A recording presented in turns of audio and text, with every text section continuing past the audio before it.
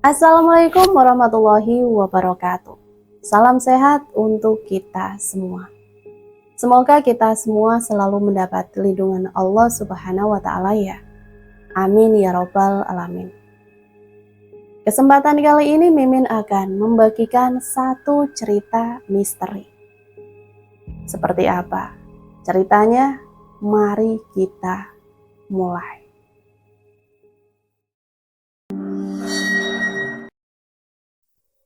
Sosoknya yang haus darah dan dia tidak akan segan membunuh korbannya. Jiwanya sudah tergantikan oleh sang iblis. Perjanjiannya di masa lalu membuat jiwanya membusuk seperti ini. Berbeda dengan kuntilanak lainnya, kehadirannya membuat semua kuntilanak lainnya berlari tunggang langgang. Kukunya yang tajam dan panjang, terlihat tetesan darah hitam di ujung kukunya. Sambil menggendong bayi yang mati, sosok itu terbang ke atas pohon. Seperti siaga atau macan yang mendapat mangsanya. Dia menikmati bayi itu di atas pohon. Aku hanya mendengar suara tulang dan daging yang dikoyak. Sesekali sepertinya darah bayi itu diminumnya. Tapi pandangannya tidak melepaskanku. Mata seperti akik, titik putih di tengahnya, menatapku tajam. Nyi Zakiyah, sosok itu dahulu saat masih menjadi seorang manusia. Wanita yang cantik, sosok yang lugu, dan masih berjiwa bersih. Batinku melesat masuk ke dalam jiwanya, melihat Nyi Zakiyah semasa hidupnya. Aku mencoba mengembalikan ingatannya yang dahulu agar jiwanya kembali. Sosok perempuan mirip seperti Nyi Zakiyah muncul di depanku.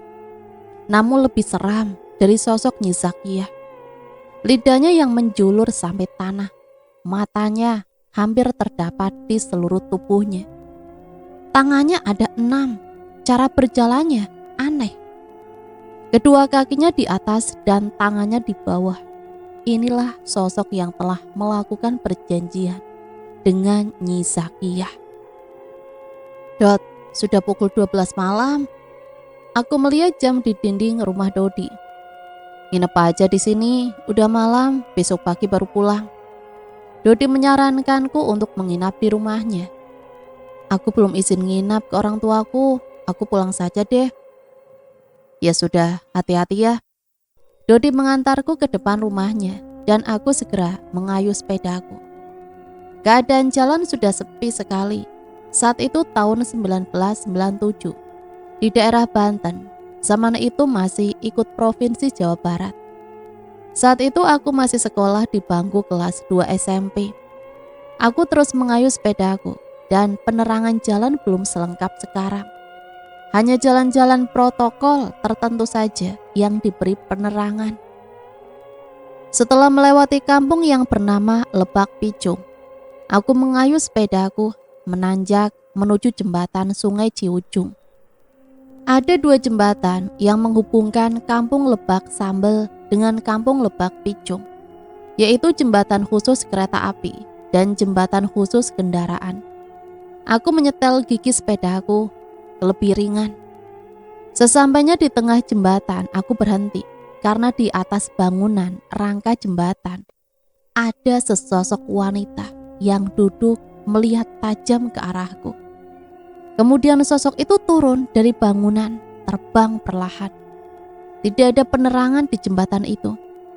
Hanya tertembak remang-remang dari lampu jalan di tepi ujung jembatan. Sosok itu berjalan mendekatiku.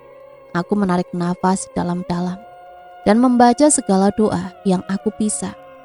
Pada saat itu juga aku sedang belajar ilmu kebatinan.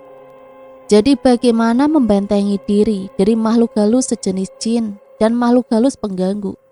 Aku membaca ayat-ayat suci Al-Quran yang aku bisa dan sedang pelajari. Sosok wanita seram itu berhenti, kemudian aku melihat samar-samar. Dia sedang membawa sesuatu di tangannya. Berbentuk bulat namun seperti rambut. Aku memberanikan diri maju melangkah ke depan. Aku kayuh sepedaku perlahan. Aku langsung berhenti. Ternyata sosok wanita itu adalah kuntilanak merah. Wajahnya yang pucat dan hancur, mata dengan titik merah, rambutnya yang acak-acakan, dan terdapat tusuk konde di sela-sela rambutnya yang keriting. Kira-kira rambutnya panjangnya sepunggung. Kuku-kukunya yang panjang, tangan kurus seakan menjadi bentuk tangan iblis yang sempurna. Dan di ujung kuku-kuku menetes darah yang sudah menghitam. Mulutnya penuh dengan darah, bau amis sangat menyengat. Dicampur bau bangkai yang menusuk hidungku, membuatku mual. Yang membuat aku terkejut, di tangannya adalah sebuah kepala manusia yang sudah remuk dan otaknya berceceran, berjatuhan ke bawah tepat di samping kakinya. "Pergi, jangan ganggu aku, pergi!" Aku berteriak kencang. Sosok itu tertawa kencang, melengking hingga telingaku mendengung. "Semoga saja ada yang mati malam ini di sini." Pandangannya tajam ke arahku. Aku membaca doa berulang kali. "Pergi, jauhi aku!" Aku berteriak kembali ke arahnya. Sosok itu terbang ke atas rangka beton jembatan. Posisinya berpindah di ujung jembatan, membawa kepala manusia itu yang menyengat bau bangkai. Perutku mual. Aku mulai mengayuh sepedaku kembali perlahan. Sambil tetap waspada, aku terus berdoa dalam hati, membaca ayat-ayat suci Al-Quran. Melihat sosok itu sedang duduk, kakinya yang digoyang-goyangkan, menjadikan sosoknya menjadi tampak mengerikan. Ditambah lantunan lagu Sunda, sambil mengelus-elus rambut yang ada di kepala buntung itu. Suaranya terdengar pelan, sayup-sayup, bulu kuduku merinding. Sekujur tubuhku merinding semua. Aku segera mempercepat kayuhan sepedaku dan melewati sosok kuntilanak merah itu. Jarak 200 meter di ujung jembatan. Aku berdiri, mengambil nafas, dan mencoba menenangkan diri. Di depanku ada sepeda motor yang melintas, seorang pria tanpa helm, sekitar umur 20-an. Laju agak kencang. Aku agak lega karena ada kendaraan yang melintas di depanku. Kemudian aku melihat ke arah belakang. Sosok kuntilanak merah itu tiba-tiba turun dari rangka jembatan dan terbang di atas pria itu. Sosok wanita kuntilanak merah meludah tepat mengenai kepala pria itu. Namun pria itu seakan tidak sadar bahwa dirinya telah diludahi dari atas. Tiba-tiba aku melihat pria itu tidak dapat mengendalikan motornya dan motor menabrak trotoar dengan sangat kencang. Tubuh pria itu terpelanting, kepalanya terhujam terlebih dahulu ke aspal. Aku melihat tubuh pria itu ambruk, tubuhnya kelojotan, bersuara ngorok. Lalu suara itu menghilang, hanya menyisakan tubuhnya yang diam. Sosok wanita kuntilanak merah turun tepat di tubuhnya. Dengan beringas, dia menghisap darah yang ada di kepala korban. Tubuhku terpaku, kaku, dan aku segera sadar. Secepatnya aku pergi dari tempat itu. Sepedaku aku kayuh kembali sekuat tenaga. Aku ingin cepat-cepat sampai rumah saja. Aku tidak berani menengok ke belakang. Sepeda terus aku kayuh hingga aku tiba di rumah. Sesampainya di rumah, aku ngos-ngosan. "Assalamualaikum, Pak, Bu, buka pintunya." Terdengar dari dalam suara membuka pintu rumah dan bapakku yang membukakan pintu. "Kenapa sampai tengah malam? Ini jam berapa? Kok baru pulang?" "Sudah sana, cuci kakinya, lalu tidur." Aku segera masuk dan sepedaku juga sekalian tak bawa masuk. Bapakku mengunci pintu rumah. Aku mencuci kakiku dan membasuh mukaku.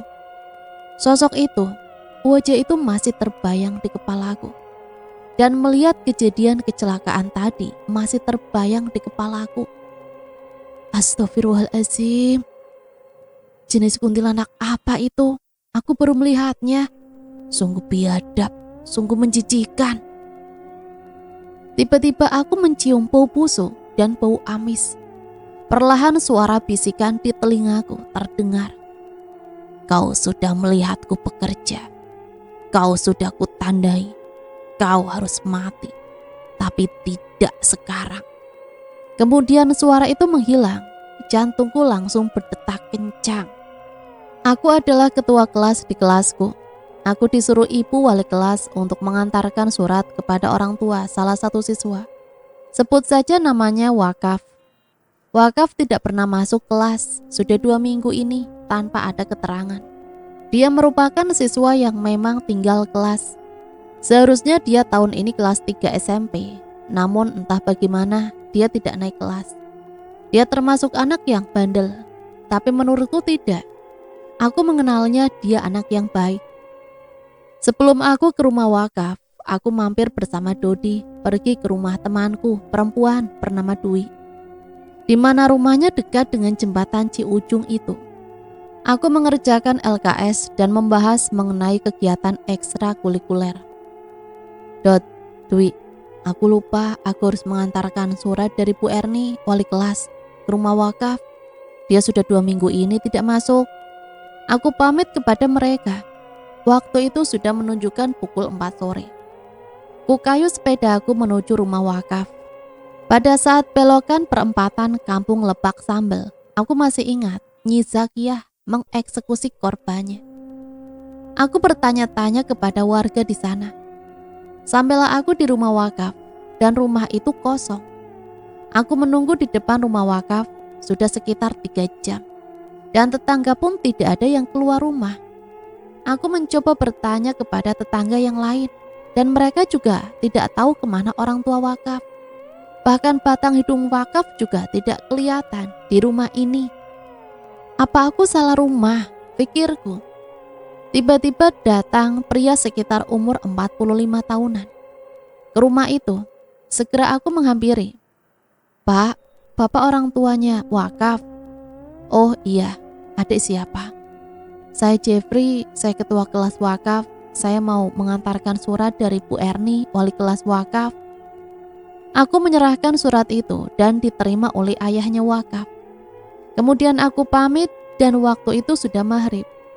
Aku segera mengayuh sepedaku. Sial dalam hatiku. Kenapa pulangku harus sampai maghrib? Karena jalan menuju pulang, aku harus melewati perempatan ujung jembatan Ciujung itu. Rasa khawatirku terjawab sudah. Sosok itu sudah berdiri di ujung jembatan. Dia seakan paham akan kedatanganku. Matanya melihat ke arahku. Namun terkadang matanya berkeliaran melihat orang-orang yang mengendarai kendaraan yang lalu lalang. Di depanku ada bapak-bapak yang membawa anaknya diponceng di depan. Aku tahu bapak dan anak laki-lakinya ini habis jalan-jalan sore dan mau arah pulang, lurus ke arah pasar. Nyi Zakiyah terbang di atasku dan meludahi kepala bapak-bapak itu. Aku segera turun dari sepeda dan memegang pundak bapak-bapak itu. Pak, jangan pergi dulu, berhenti sejenak, saya temani. Kalau tidak, bapak dan anak bapak bisa mengalami kecelakaan. Ada makhluk di sekitar sini yang mengincar bapak. Saya bisa melihat mereka, Pak. Percaya dengan saya, Pak. Aku berbicara tanpa berhenti. Aku berusaha mencegah si bapak melanjutkan perjalanannya. Ya, Dek, bapak percaya. Ya udah, bapak ke pinggir dulu. Malah bapak penasaran bagaimana bentuk makhluk itu. Alhamdulillah, bapak itu langsung percaya kepadaku. Tapi sosok Nyi Zakiyah terlihat marah. Dia tidak senang aku menceritakan sosoknya kepada calon korbannya itu dan telah mengganggu usahanya. Aku memperkenalkan diri kepada bapak itu.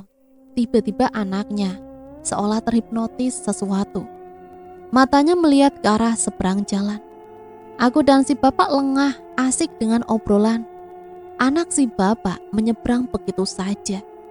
Dan anak si bapak yang berumur 5 tahun terpental sejauh 3 meter tertabrak mobil. Aku dengan si bapak langsung kaget dan si bapak terpaku dan melongo. Aku pun sama. Sosok Nyi Zakiyah terbang mendekati anak itu. Aku melihat tangannya Nyi Zakiyah dengan kukunya yang panjang merogoh kepala anak itu yang sudah pecah dan meminum darahnya. Si bapak berlari menuju anaknya yang tergeletak tak bergerak di tengah jalan raya. Akhirnya aku mengetahui nama anak itu bernama Rian. Si bapak menangis histeris memeluk anaknya. Aku hanya diam terpaku. Warga sekitar dan para pengendara segera berhenti dan segera menolong anak si bapak. Tangannya Zakiyah menunjuk ke arahku dengan marah. Tiba-tiba suara itu muncul lagi. Kalau kau mengganggu lagi, giliranmu selanjutnya. Suara serak terdengar di telingaku. Aku segera meninggalkan lokasi kejadian dan segera pulang ke rumah. Di rumah aku segera mandi dan sholat. Kemudian aku masih berpikir atas kejadian yang aku alami. Kejam, dalam sebulan dia sudah mengambil 2 korban. Aku harus bagaimana? Dia sekarang mengincarku, tidak akan melepaskanku. Keesokan harinya, wali kelasku menemuiku. Ada seseorang yang mencariku, dan aku segera menemuinya di ruang tamu sekolah. Kemudian aku menemui orang itu.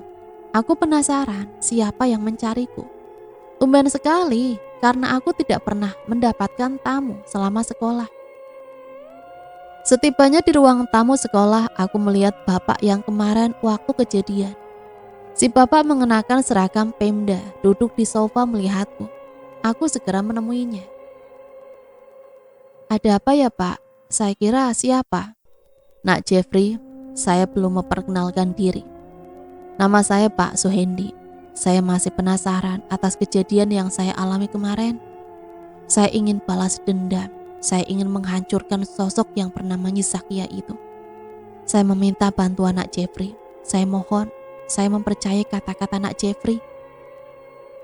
Apa yang harus saya bantu, Pak? Saya mungkin akan menjadi beban Bapak. Nak Jeffrey kan bisa melihat makhluk itu. Saya ingin Nak Jeffrey memberitahukan saya kapan makhluk itu muncul. Kemudian saya akan datang bersama orang pintar untuk menghanguskan makhluk itu. Baik Pak, saya akan membantu sebisa saya. Terima kasih Nak Jeffrey. Hati saya tidak akan puas sebelum makhluk itu musnah. Dia telah menyebabkan anak saya mati. Kemudian wali kelasku datang dan menanyakan maksud Pak Suhendi.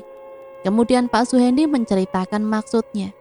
Mulai dari awal kami bertemu hingga kejadian anaknya. Dan sekarang Pak Suhendi meminta tolong aku untuk membantunya. Bu Erni hanya bingung dan melihatku. Sayup-sayup suara azan maghrib menggema. Senja akan ditelan oleh kegelapan malam.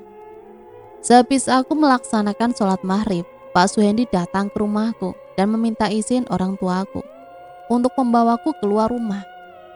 Tak lupa Pak Suhendi menceritakan kejadian-kejadian dari awal kami bertemu dan soal kematian anaknya. Orang tuaku mengizinkannya. Pak Suhendi memboncengku mengendari sepeda motornya menuju jembatan Ciujung.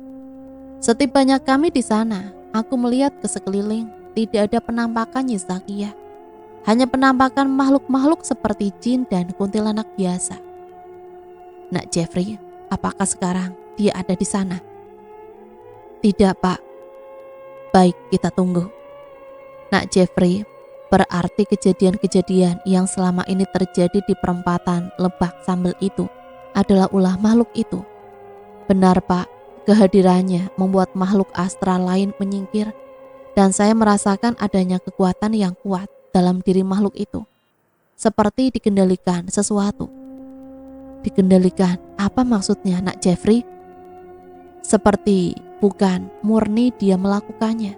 Ia semacam dikendalikan oleh kekuatan iblis yang haus darah. Ternyata di kota ini ada juga makhluk mengerikan semacam itu. Saya hanya tidak ikhlas atas kematian anak saya. Walaupun saya tidak tahu pasti kejadiannya, tapi aku percaya kepadamu Nak Jeffrey.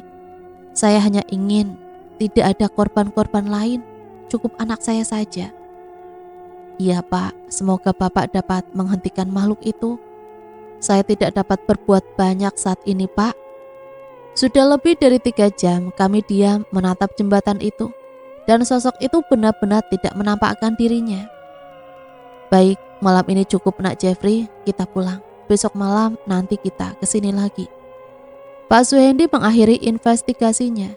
Kemudian aku kembali pulang ke rumah diantar Pak Suhendi.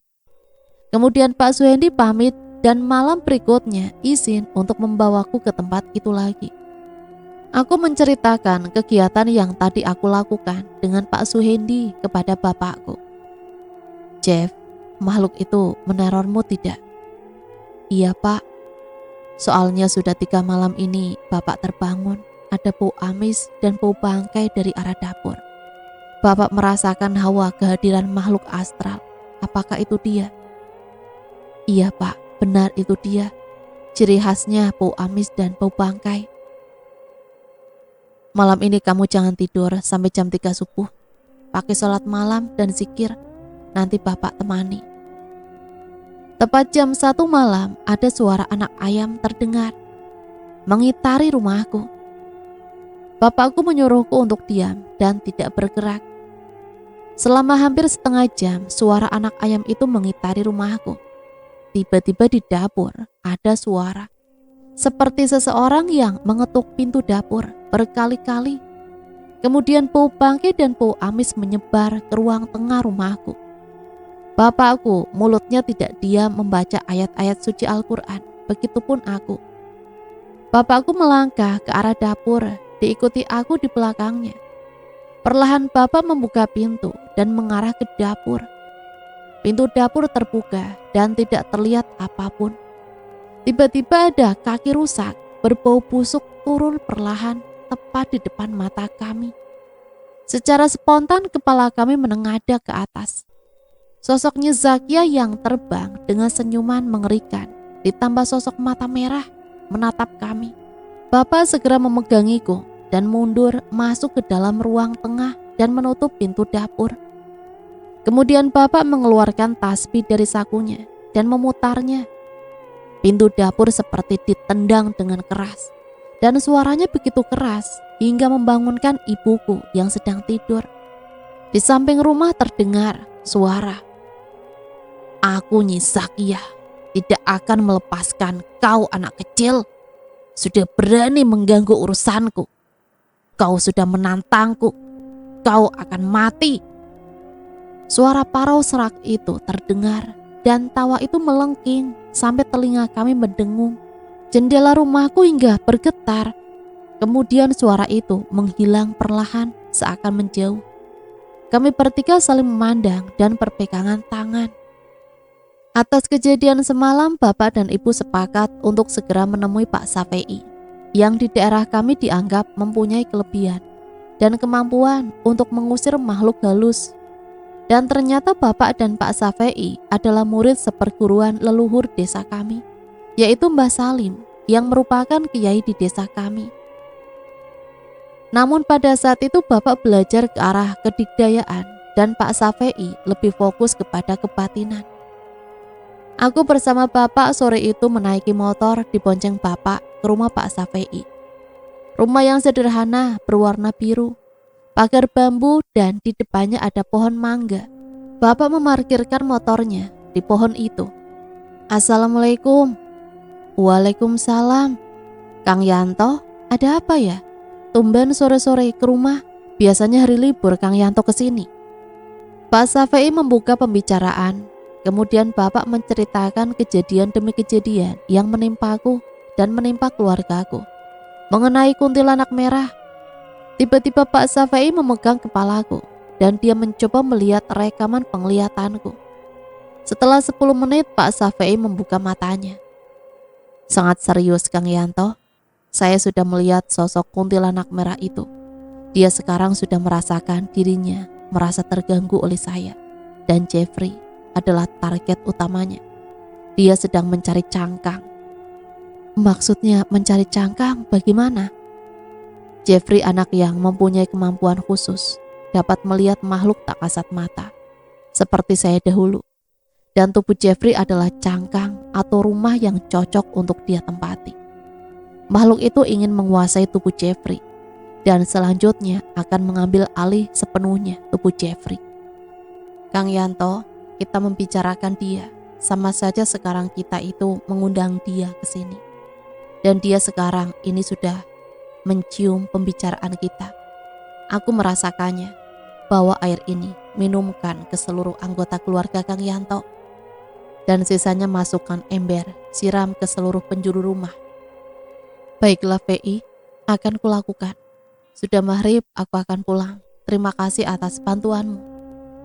Bapak bersalaman dan aku pun pamit. Kami segera keluar dari rumah Pak Safei. Namun pada saat Bapak akan menyalakan motornya, terdengar suara teriakan istri Pak Safei dari dalam rumah. Ada setan, anakku, kembalikan anakku. Kami segera masuk ke dalam rumah dan di ruang tamu kami tidak melihat Pak Safei. Kami segera masuk ke ruang tengah dan masuk ke dalam kamar Pak Safei. Apa yang kami lihat di luar dugaan kami. Anak Pak Safei yang masih bayi berumur 6 bulan sedang diangkat oleh Nyi Zakiyah tinggi-tinggi. Matanya yang merah, mukanya yang pucat dan hancur, serta kuku-kukunya yang panjang dan tajam. Rambutnya yang keriting berantakan dan tusuk konde yang terdapat di rambutnya. Pakaian yang lusuh bercampur darah berwarna merah menambah keangkeran sosok Nyi Zakiyah. Lepaskan anakku, kalau kau tidak ingin aku jadikan angin, ucap Pak Safei sambil mulutnya komat kamit. Kau mencoba menantangku, aku akan memakan bayi ini. Bau darahnya begitu menggoda. Aku ingin meminumnya. Dan kalian semua satu persatu akan bernasib sama karena sudah menantangku, Nyi Zakiyah. Nyi Zakiyah menabrak kami dengan membawa bayi Pak Safei dan kami bertiga terpental ke belakang. Bau anyir dan amis serta bau busuk bangkai menyeruak ke seluruh di dalam rumah Pak Safei. Pak Safei merapal sesuatu dan keris itu terbang mengejar Nyi Zakiyah. Angin kencang melawan arah keris, kemudian Nyi Zakiyah menggigit keris itu dan memuntahkannya. Keris sampah. Kami hanya bengong. Kemudian Bapak tersadar, segera membaca ayat-ayat suci Al-Quran. Begitu juga aku. Sebisanya aku membaca ayat Al-Quran agar makhluk itu segera melepaskan anak Pak Safei.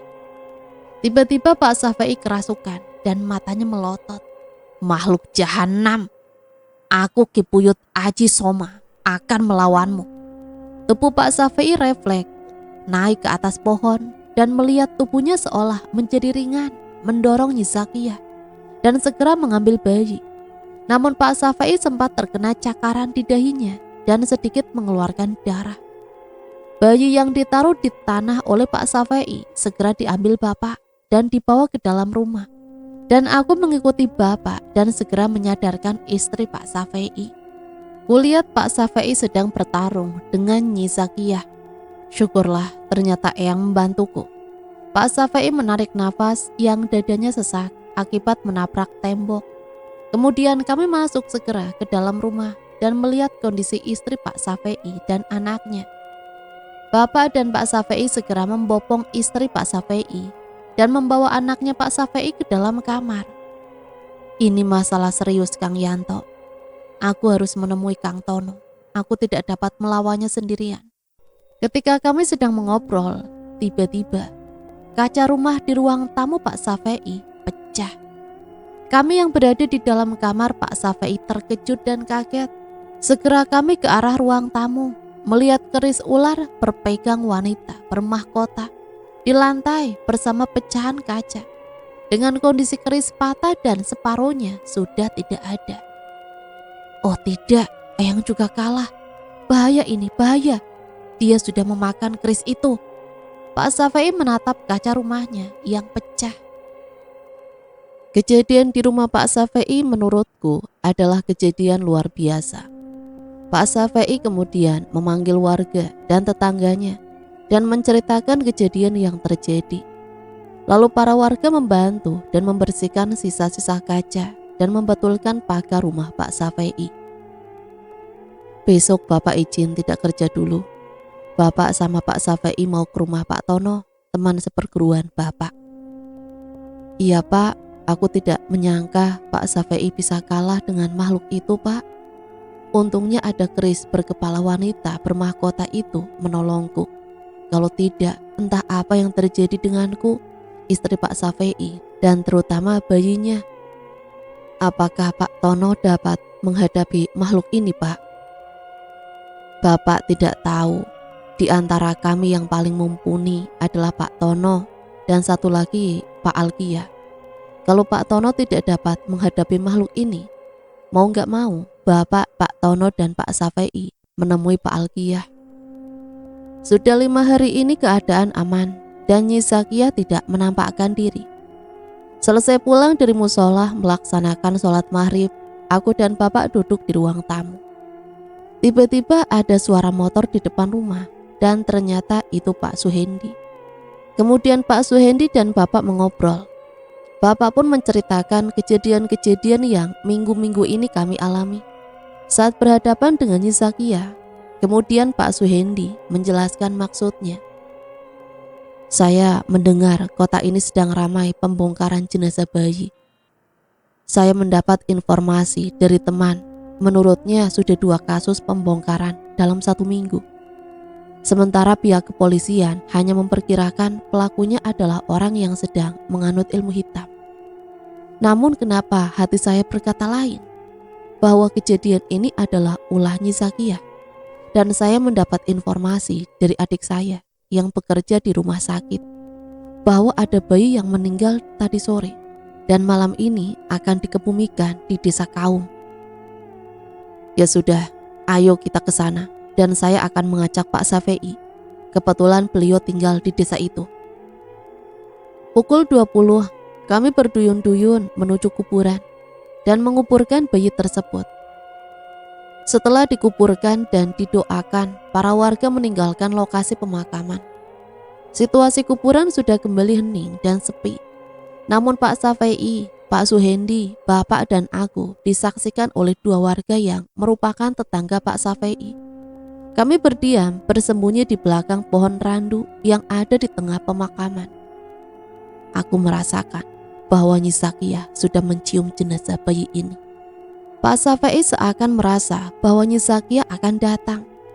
Kami sudah hampir 4 jam di kuburan ini, sambil sesekali menepuk-nepuk tangan dan kaki yang digigit nyamuk pekuburan. Apa kita pulang saja? Sepertinya tidak ada tanda-tanda dari Nyi Zakia. Bisa jadi bukan Nyi Zakia pelakunya. Salah seorang tetangga Pak Safei seakan ragu bahwa Nyi Zakia akan datang. Tiba-tiba di sekitar area pekuburan, bau amis disertai bau bangkai yang menyengat. Terlihat kaki pucat dan kotor, banyak borok di sana sini. Turun tepat di samping kuburan bayi itu. Dia adalah Nyi Zakia. Kami semua langsung diam, tak bergerak. Mata pun seakan tak mau berkedip. Terlihat gemetar kedua tetangga Pak Safei memegang erat pundak Pak Safei. Kalian bisa tenang, baca-baca istighfar. Aku melihat Nyi Zakia dengan kukunya yang tajam sambil menggali kuburan bayi itu. Kami melihat dengan jelas Nyi Zakia menggali kuburan bayi. Mulai wajahnya terlihat sampai tubuhnya tidak terlihat. Nyi Zakia terus menggali, terkadang terdengar bunyi erangan dan cekikikan dari mulutnya. Dan kami hanya melihat kaki Nyi Zakia di atas tanah. Sedangkan dari lutut sampai kepala sudah masuk ke liang lahat. Tanah menumpuk di sana sini dengan sembarang. Kemudian Nyi Zakia mengangkat pocongan kecil yang merupakan jenazah bayi. Lalu Nyi Zakia terbang ke atas pohon randu dan kami sudah tidak dapat melihatnya lagi karena situasi gelap. Mulai perlahan koin mori yang membungkus bayi itu jatuh satu persatu dari atas pohon randu di mana Nyi Zakia berada. Aku melihat ikat kepala pocongan, kain yang membungkus jenazah bayi, dan kapas yang menutup mata dan telinga, hidung berjatuhan di atas tanah. Fei, bagaimana ini?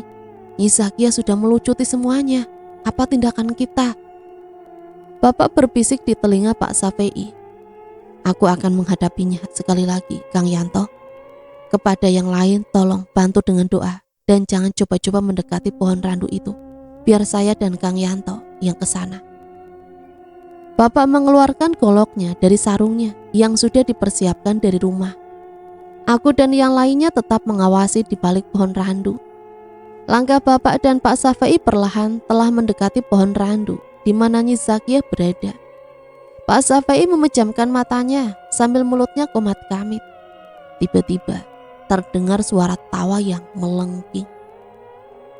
"Kalian lagi, selalu saja menggangguku. Kembalikan bayi itu, pergilah, kembali ke asalmu." "Tidak, ini milikku, ini mangsaku." Aku menahan tangan Pak Suhendi yang geram kepada Nyi Zakiyah. "Tahan Pak, Bapak pun tidak akan sanggup melawan Nyi Zakiyah sekarang ini." Setan laknat, ternyata dugaanku memang benar, Jeff. Makhluk ini harus musnah. Mari kita bantu Pak Safai dengan doa-doa, Pak.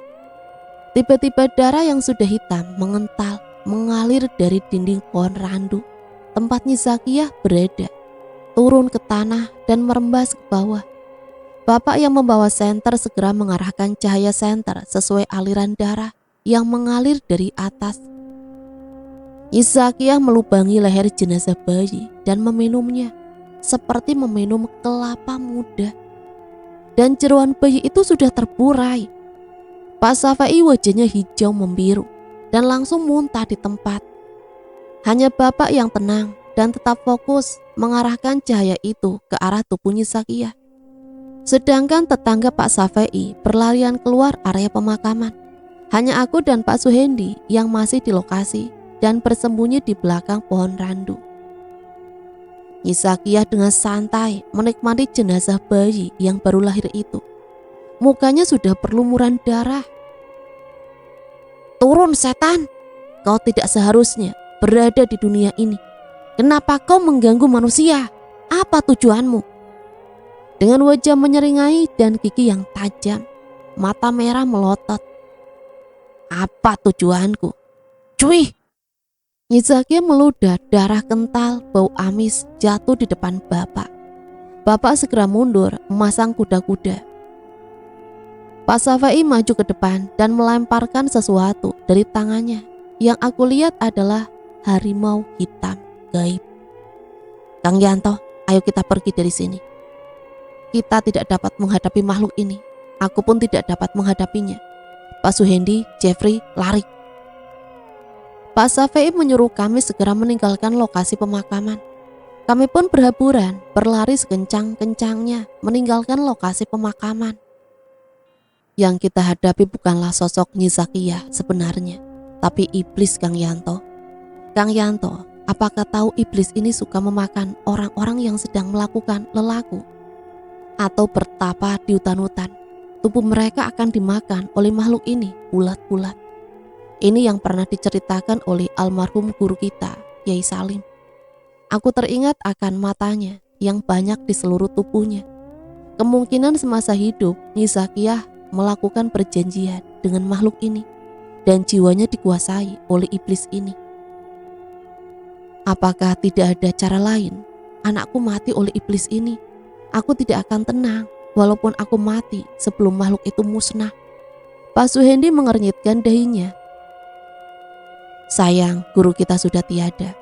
Aku kemarin sebenarnya bertemu dengan Kang Tono. Setelah aku ceritakan, dia hanya diam dan menyarankan agar aku lebih baik tidak ikut campur dengan urusan Nyi Zakiyah ini. Jawaban Kang Tono sungguh mengecewakanku. Ternyata senior seperguruanku mempunyai jiwa pengecut seperti itu. Tono itu sudah gelap mata dengan duniawi. Materi saja yang dia kejar, lupa dengan kewajiban menolong sesamanya. Aku sebenarnya sudah mendengar bahwa sekarang dia sudah berubah. Tapi sudahlah, namanya manusia. Yang penting kita tetap harus mencari solusi masalah ini. Kita sudah tanggung terjun. Aku tidak mau anakku Jeffrey jadi korban iblis itu." Bapak menggelengkan kepalanya. Di saat kami sedang serius membahas Nyi Zakiyah, Pak Safai segera loncat dari kursinya. Aku berlari ke belakang Bapak. Sepotong tangan kanan pucat, banyak borok, berbau busuk, berjalan merangkak masuk ke dalam rumah Pak Safai. Kuku-kukunya yang panjang terdengar bergesekan dengan lantai keramik. Bapak segera mengeluarkan goloknya, berjaga-jaga di depanku. Pak Suhendi berlari ke belakang Pak Safei. Tangan itu kemudian menuliskan sesuatu di lantai keramik dengan darah. Mati. Kemudian tangan pucat penuh borok itu menampar muka Bapak dan menonjok dada Pak Safei. Seketika Pak Safei dan Bapak terpelanting ke belakang. Tiba-tiba tangan busuk itu merangkak masuk ke ruang tengah. "Bu, si Angga!" Pak Safei segera berteriak ke istrinya untuk melindungi anaknya. "Jeff, ambil keris di dinding itu, Jeff." Aku melihat keris panjang 1 meter di dinding rumah Pak Safei. "Bu, cepat keluar, Bu!" Aku menyuruh istri Pak Safei segera meninggalkan kamarnya dengan tegang. Mataku mengawasi semua sudut ruangan sambil memperhatikan setiap arah. Istri Pak Safei segera lari keluar rumah. Jantungku berdegup kencang. Aku gemetar memegang keris. Tiba-tiba tangan busuk itu jatuh dari atas dan jatuh tepat di atas kepalaku. Dengan kencang tangan ini mencengkram kepalaku. Dan aku seolah tersedot. Dan samar-samar aku berada di pinggir sungai Ciujung.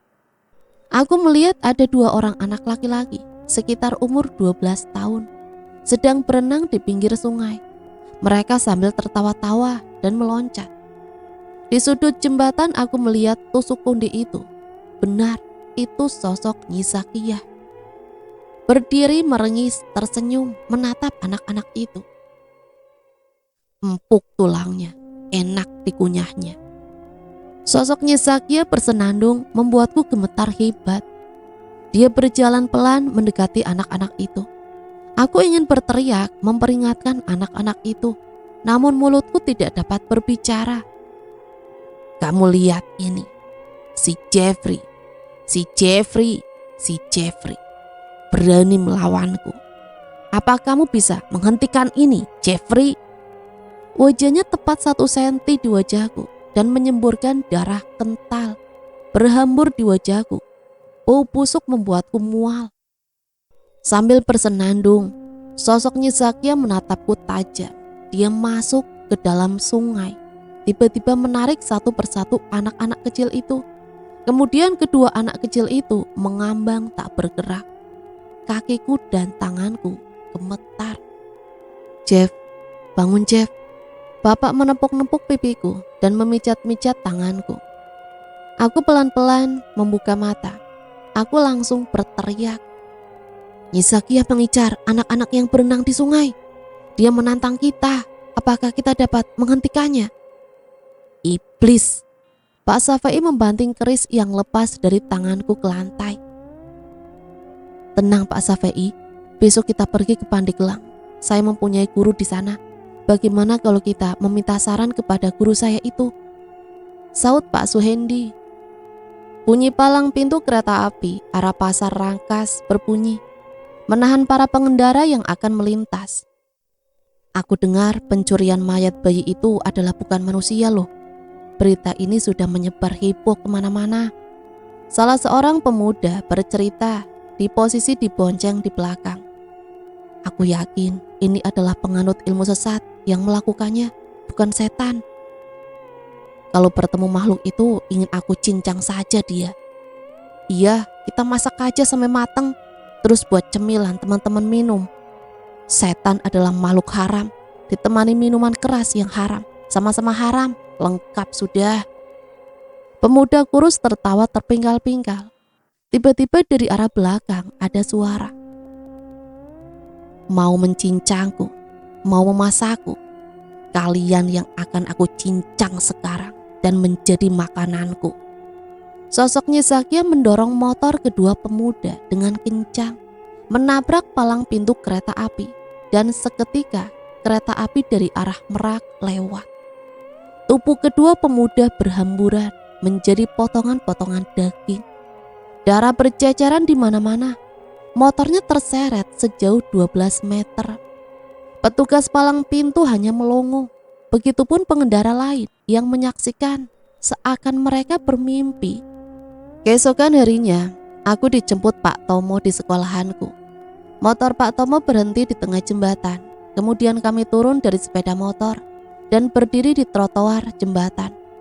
Aku memandang ke arah bawah jembatan, melihat sungai Ciujung yang berwarna coklat mengalir dan melihat benda-benda di atasnya seperti potongan kayu dan gedebuk pisang. Jeff, jujur saja, selama aku menjadi polisi, baru kali ini menghadapi kasus seperti ini. Saya percaya makhluk itu ada.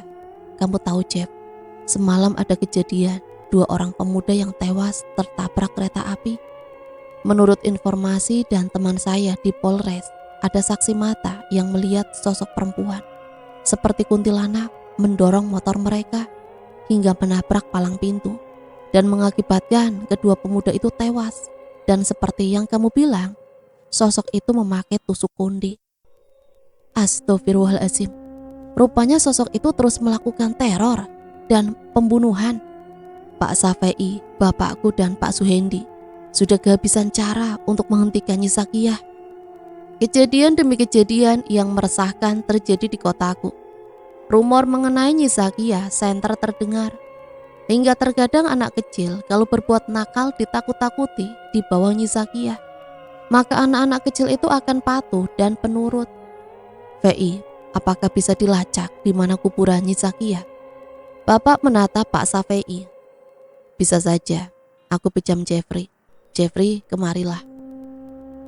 Pak Safei memanggilku, kemudian aku disuruh bersila, dan Pak Safei memegang kepalaku, sedangkan Pak Tomo dan Pak Suhendi menonton, berharap bisa memecahkan permasalahan ini. Tiba-tiba aku kembali ke masa lalu dan melihat Nyi Zakiyah yang diarak oleh warga, diikat tali, mulutnya disumpal. Terdengar suara dari warga yang membawa Nyi Zakiyah. Wanita setan, wanita setan. Bakar, bakar, wanita laknat. Aku melihat wajah Nyi Zakiyah hanya tersenyum dan tidak berkata apa-apa. Kemudian warga sudah mengumpulkan kayu bakar dan di tengahnya ada tiang pancang. Lalu Nyi Zakiyah diikat di tengah tiang tersebut dan mata Nyi Zakiyah menatap tajam warga. Kemudian Nyi Zakiyah tertawa terbahak-bahak. Jangan tertawa kau wanita iblis. Hari ini kau akan mati. Aku Nyi Zakiyah akan selalu menjadi teror bagi anak cucu kalian kelak. Nyi Zakiyah tertawa. Kemudian warga segera membakar kayu-kayu itu dan membakar tubuh Nyi Zakiyah. Tawa Nyi Zakiyah perlahan menghilang. Hanya terdengar letupan dan patahan kayu yang terbakar. Asap membumbung tinggi. Orang-orang di sana merasa puas telah membunuh Nyi Zakiyah. Kemudian aku melihat para warga meninggalkan lokasi, dianggap Nyi Zakiyah sudah mati. Aku melihat tubuh Nyi Zakiyah hangus tak tersisa. Lalu tiba-tiba ada bau bangkai dan amis di sekitarku. Lalu ada suara di telingaku. Hai Jeffrey, memata-mataiku lagi. Sampai kapan kalian memata-mataiku? Pergi sana. Itu suara Nyi Zakiyah, ciri khas parau dan seraknya. Aku didorong oleh tangan Nyi Zakiyah dan aku tersadar. Aku terjengkal ke belakang dengan sikap Pak Tomo dan Pak Suhendi menangkapku dan membantuku berdiri. Apa yang kau lihat, Jeff? Nyi Zakiyah meninggal dibakar massa dan dia mengetahui kita melihat masa lalunya. Kemudian dia mendorongku. Sulit. Berarti dendam ini sangat dalam. Kita harus menemui kiai besar malam ini. Kita berangkat ke Pandeglang. Saya siapkan mobil. Ucap Pak Tomo dengan serius. Semua di ruangan itu mengangguk. Tepat pukul 20 kami berangkat ke Kabupaten Pandeglang menemui seorang kiai besar di sana. Setibanya di sana, kiai menyuruh kami untuk berwudu dahulu. Kemudian kiai melihat tajam ke arah kami. Ada tamu yang tak diundang rupanya. Kalian tahan nafas dan melangkah kemari, cepat. Untuk apa kau ikut ke sini? Pergilah. Pak Kiai menyuruh Nyi Zakiyah pergi. Untuk apa? Untuk menggagalkan rencana kalian. kalian jangan ikut campur dengan urusanku. Kalian telah menghambat rencanaku. Selangkah lagi kalian menghambatku, kalian akan mati. Aku akan menunggu perlawanan yang akan kalian lakukan kepadaku." Sosok Nyi Zakia menghilang diikuti tawanya. "Kalian tidak perlu menjelaskan, aku sudah tahu niat kedatangan kalian kemari. Besok malam kita tangkap setan itu. Aku sudah mendengar keresahan warga Rangkas yang diteror oleh setan ini. Sekarang kalian pulanglah, besok malam kalian jemput aku." Pak Kiai berbicara tanpa henti dan tidak memberi kami kesempatan bicara, dan kami hanya mengangguk saja dan pamit. Esok malamnya kami bersama Pak Kiai mengadakan acara pengajian di persimpangan desa Lebak Sambel, tepat di ujung jembatan, di mana Nyi Zakia biasa berada. Namun tanda-tanda Nyi Zakia tidak tampak, dan kami tidak merasakan keberadaannya. Hingga acara ini selesai, tidak ada pergerakan dari Nyi Zakia. Kami pun bertanya-tanya di mana Nyi Zakia sekarang ini. Rumah yang terletak di sepanjang jalan Multatuli, terdapat rumah besar model tahun 80-an. Dikontrakan kepada salah satu keluarga yang berasal dari Jakarta. Sebut saja Pak Hadi. Keluarga itu mempunyai 2 orang anak. Yang pertama perempuan kelas 1 SMP, dan yang kedua masih bayi berumur 6 bulan. Alhamdulillah kita dapat kontrakan yang berada di tengah kota. Ayo Bu, kita berbenah. Wah, beserta isinya lengkap juga ya Pak? Iya Bu, lihat lemari itu dan meja kursi itu masih bagus dan kayaknya juga kayu jati tua. Pada hari itu Pak Hadi dan istrinya berbenah rumah dan menata isi rumah. Sudah seminggu keluarga Pak Hadi menempati rumah itu. Pak Hadi adalah teman bapakku di kantor. Jadi Pak Hadi sering mengobrol dengan bapak. Kisah ini berawal dari keluhan istrinya Pak Hadi. "Pak, kenapa kalau setiap pagi sekitar jam 9 sering bau bangke dan amis? Kalau bisa Bapak tengok, takutnya bangkit tikus." "Iya, nanti Bapak izin berangkat agak siangan, Bapak nanti cek." Pak Hadi bersama istrinya paginya duduk di ruang dapur. Sekitar jam 9 bau itu tercium. "Iya kan Pak, bau?" "Iya Bu, bau sekali dan bau amis darah. Ini benar apa bangkit tikus? Kok bau bangkit tikus baunya kok begini ya? Lebih mirip bau bangkai hewan besar." Kemudian Pak Hadi menelusuri bau itu ke sudut-sudut dapur, namun tidak menemukan apapun. Sudut mata Pak Hadi melihat sebuah lemari besar dari kayu jati dan membukanya. Isinya kosong. Kemudian Pak Hadi membawa tangga naik ke atas atap dan menyinari atap dapur dengan senter dan tidak menemukan apa-apa juga. Kemudian Pak Hadi turun kembali. "Aneh, kok tidak ada apa-apa ya? Padahal baunya menyengat sekali loh." "Udah Pak, berangkat ngantor dulu sana. Yang penting udah dicari, mungkin tempatnya sulit ditemukan. Lama-lama juga hilang baunya." "Ya udah Bu, Bapak mandi dulu terus ke kantor." Malam itu sekitar pukul 23, bau itu kembali. Namun sekarang posisi bau itu berada dalam kamar Pak Hadi. Pak Hadi memperhatikan setiap sudut, namun tidak menemukan apa-apa. Tiba-tiba, anak Pak Hadi yang berumur 6 bulan menangis kencang. Seketika Pak Hadi dan istrinya terbangun. Segera istri dari Pak Hadi menuju ranjang bayi, dan betapa kagetnya. Jari kelingking kaki kiri bayi itu hilang, dan terlihat menetes darah dari bekas potongan jari kelingking itu. Istri Pak Hadi histeris. Pak Hadi langsung mengecek jari kelingking kaki anaknya yang putus. Dengan pikiran yang bingung, Pak Hadi segera disadarkan oleh suara istrinya. Pak Hadi membangunkan anaknya yang besar. Kemudian mereka menuju rumah sakit. Anaknya Pak Hadi mendapatkan jahitan dan dirawat intensif di rumah sakit. Esok harinya, bayinya Pak Hadi diperbolehkan untuk pulang dan bisa melakukan rawat jalan. Malam itu pukul 23, terdengar suara anak ayam di dalam rumah Pak Hadi. Pak Hadi dan keluarganya sudah tertidur. Pak Hadi terbangun. Kemudian Pak Hadi mengecek keluar kamar.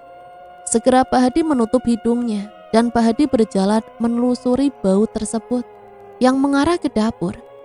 Setibanya di dapur, Pak Hadi tidak menemukan apapun dan Pak Hadi kembali ke kamar. Terdengar teriakan istrinya di dalam kamar. Segera Pak Hadi berlari menuju kamarnya. Setelah masuk ke dalam kamar, badan Pak Hadi gemetar. Keringat dingin bercucuran di dahinya. Matanya tak berkedip. Sosok kuntilanak merah dengan rambut acak-acakan. Ada tusuk konde, matanya yang merah, kuku-kukunya yang panjang. Sesekali mulutnya mengecap. Nyi Zakiyah. Mata Nyi Zakiyah melotot dan lidahnya menjilat-jilati jari-jari bayi itu. Mulutnya mengecap. Spontan Pak Hadi mengambil sapu ijuk yang tersender di samping lemari baju dan memukulnya ke arah Nyi Zakiyah. Tiba-tiba Nyi Zakiyah segera terbang dan menghilang. Pak Hadi melemparkan sapu dan menangkap anaknya. Tanpa berpikir panjang, Pak Hadi bersama istri dan anak-anaknya keluar dari rumah itu. Aku yang sudah tertidur mendengar suara yang mengetuk-ngetuk pintu. Assalamualaikum, Pak Yanto. Assalamualaikum. Pak, ada orang di depan rumah. Kemudian Bapak bangun dan melihat di jendela. Pak Hadi, apa yang terjadi Pak Hadi? Di rumah kontrakan ada sosok kuntilanak berbaju merah, Pak. Makhluk itu ingin mengambil Faik, anak saya. Saya menduga makhluk itu yang menyebabkan jari kaki anak saya terputus. Soalnya aku melihat makhluk itu menjilat-jilati jari-jari tangan anakku, Pak. Sambil mulutnya mengecap, seakan ingin memakan jari-jari itu. Saya berhasil mengusir makhluk itu dengan sapu ijuk, dan kami segera keluar rumah dan menuju kemari. Tiba-tiba, di sekitar rumahku terdengar suara anak ayam. Astagfirullah, itu Nyi Zakiyah. Nyi Zakiyah mengikuti Pak Hadi sampai kemari. Dia mengincar anak Pak Hadi. Iya Pak Yanto, sebelumnya terdengar suara anak ayam di dalam rumah. Tidak salah lagi. Ya sudah, ayo cepat kita masuk.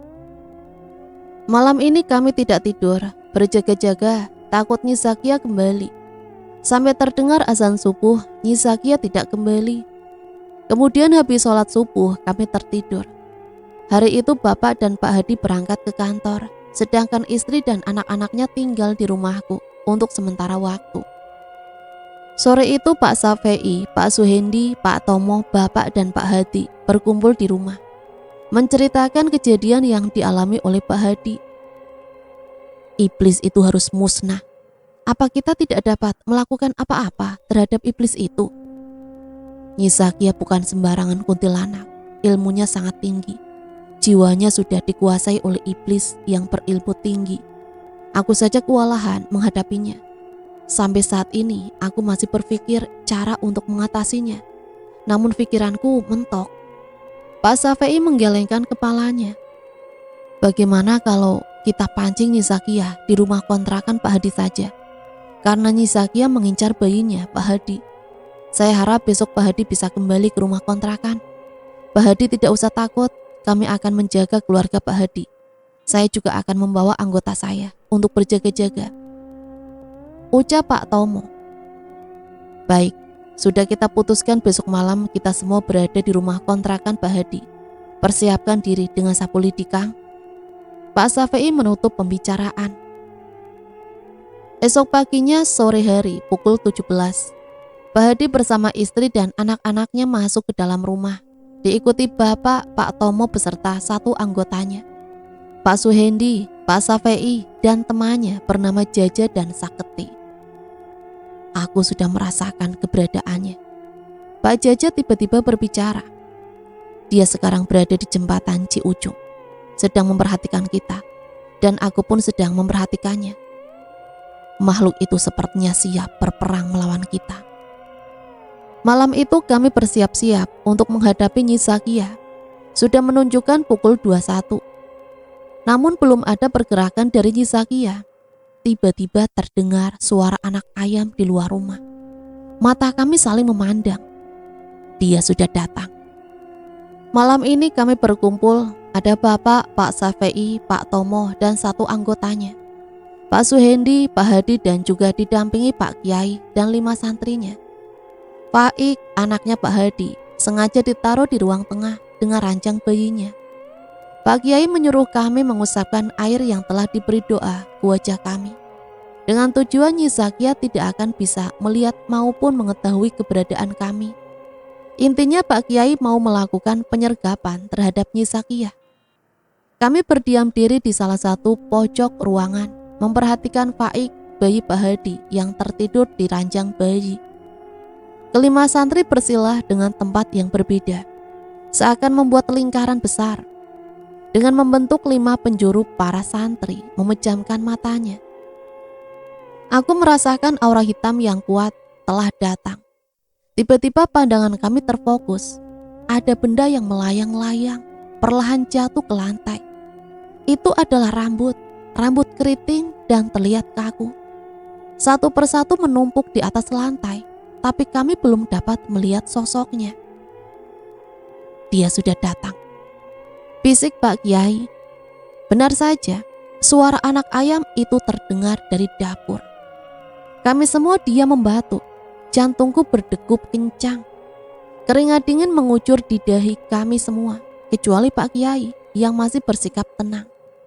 Ada suara langkah perlahan menuju ranjang bayi. Itu Nyi Zakia, tapi dengan bentuk yang berbeda.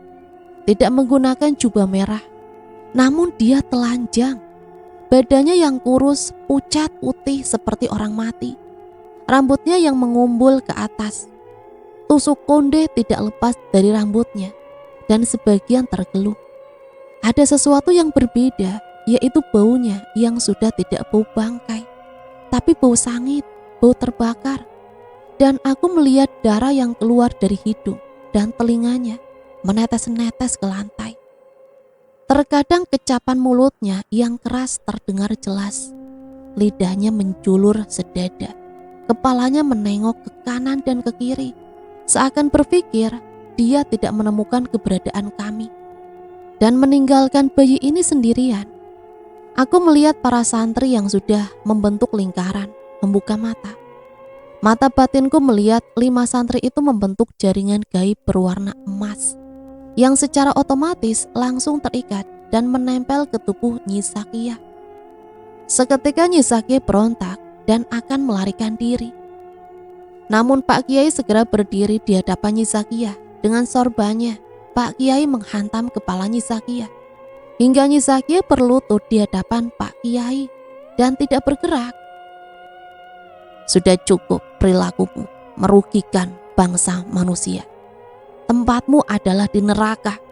Aku akan mengirimmu kembali ke alam asalmu. Pak Kiai berbicara dengan Nyi Zakia.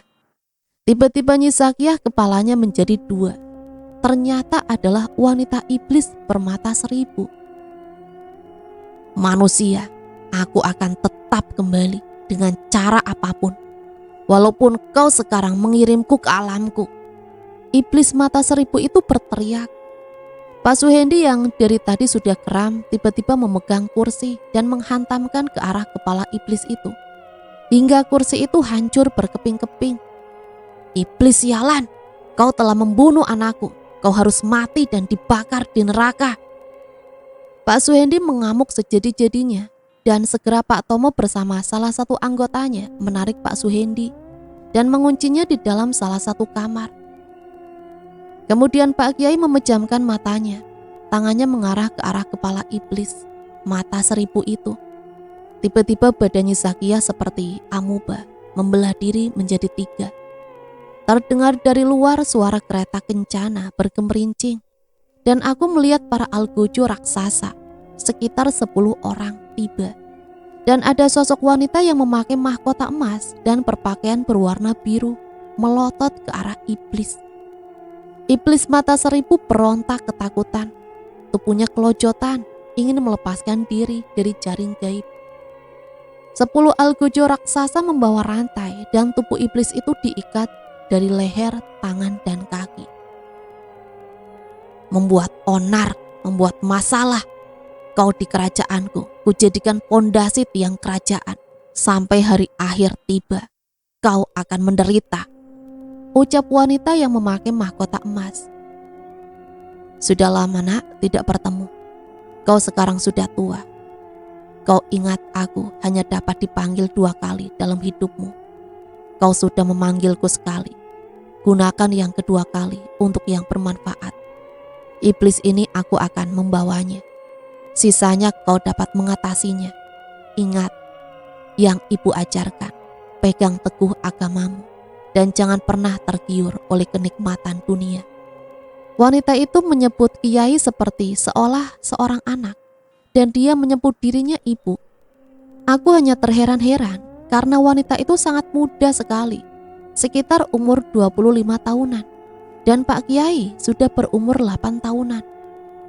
Baik ibu, mohon maaf anak ini merepotkan karena jujur saja anak ini tidak dapat menghadapi iblis mata 1000 ini. Jadi anak ini memohon bantuan ibu untuk membawanya. Pak Kiai menundukkan kepalanya.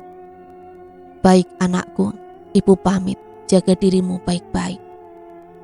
Wanita bermahkota emas tersenyum ke arah Kiai dan matanya mengarah kepadaku, tersenyum kembali. Tiba-tiba mulutnya terbuka. Untuk pemanggilan kedua, serahkan kepada anak itu. Wanita bermahkota emas menunjuk ke arahku. Pak Kiai mengangguk. Iblis mata 1000 yang meronta-ronta dibawa 10 algojo raksasa ke dalam kerangkeng besi yang berada di belakang kereta kencana. Perlahan kereta kencana berjalan dan menghilang. Tersisa ada sosok Nyi Sakiyah yang berdiri dengan wajah pucat, sudah mirip seorang manusia dengan baju putih. Dan satu lagi sosok kuntilanak dengan bentuk yang mengerikan. Pak Kiai berjalan ke arah kuntilanak itu dan mencabut tusuk konde yang berada di kepalanya. Seketika sosok itu menjadi asap hitam, berkumpul kemudian menghilang. Lalu Pak Kiai mendekati sosok Nyi Sakiyah, berbentuk manusia dengan wajah tertunduk. Sekitar umur 30 tahunan, wajahnya cantik dan rambutnya yang terurai sepunggung. Inilah seharusnya, sebenarnya kau Sakiyah. Kau semasa hidup penuh dengan hawa nafsu akan duniawi, sehingga kau lakukan jalan, melakukan perjanjian dengan iblis. Tidak ada kata terlambat untuk bertaubat. Langit dan bumi saat ini tidak dapat menerimamu. Aku pun tidak dapat berbuat apa-apa. Atas tindakannya yang kau lakukan, dosamu memang sangat tidak dapat diampuni. Tapi berusahalah untuk saat ini menolong manusia sebisamu. Tusuk konde ini akan aku bakar. Inilah sebab penyebab semuanya. Pak Kiai menatap tajam Nyi Sakiyah. Maafkan aku Kiai, aku tidak dapat mengendalikan diri karena aku kalah dengan iblis itu. Aku berterima kasih sudah mengembalikan jiwaku. Aku akan berusaha berbuat baik kepada manusia sampai Allah akan menerimaku. Walaupun aku harus disiksa di dunia, bahkan di neraka. Tapi aku benar-benar sekarang menjadi tenang dan dapat berpikir jernih. Nyi Sakiyah menangis. Sekarang aku memberikanmu tugas khusus. Jagalah sungai Ciujung. Apabila ada orang yang hanyut, segera kau temukan jasadnya. Apabila ada orang yang bunuh diri, cegahlah. Kau jaga sungai itu dengan baik dan tegurlah manusia yang akan berbuat kesesatan. Apa kau sanggup? Kalau kau tetap seperti dahulu, penderitaan, siksaan akan terus menemanimu sampai akhir nanti. Dan jiwamu terlunta-lunta. Allah pun tidak akan melirikmu. Pak Kiai berbicara. Baik Kiai. Nyi Sakiyah berlutut di depan Pak Kiai. Perlahan sosok Nyi Sakiyah menghilang. Kami di sana hanya menyaksikan dan terdiam. Sudah berakhir. Terima kasih kepada doa dan usaha bapak-bapak semuanya. Pak Kiai tersenyum ke arah kami. Alhamdulillah. Bekerja sama dengan setan maupun sejenisnya tidak akan mendapatkan keuntungan. Dan kenikmatan dunia hanyalah sementara. Ada kenikmatan yang abadi, adalah kenikmatan di akhirat. Itulah satu cerita yang bisa Mimin bagikan. Semoga cerita ini bisa menemani hari-hari teman-teman semua ya. Dan semoga ada pembelajaran yang bisa kita ambil dari cerita ini. Sampai di sini Mimin pamit undur diri, mohon maaf apabila banyak salah kata. Sampai berjumpa kembali di cerita-cerita misteri selanjutnya. Matur nuwun, wassalamualaikum warahmatullahi wabarakatuh.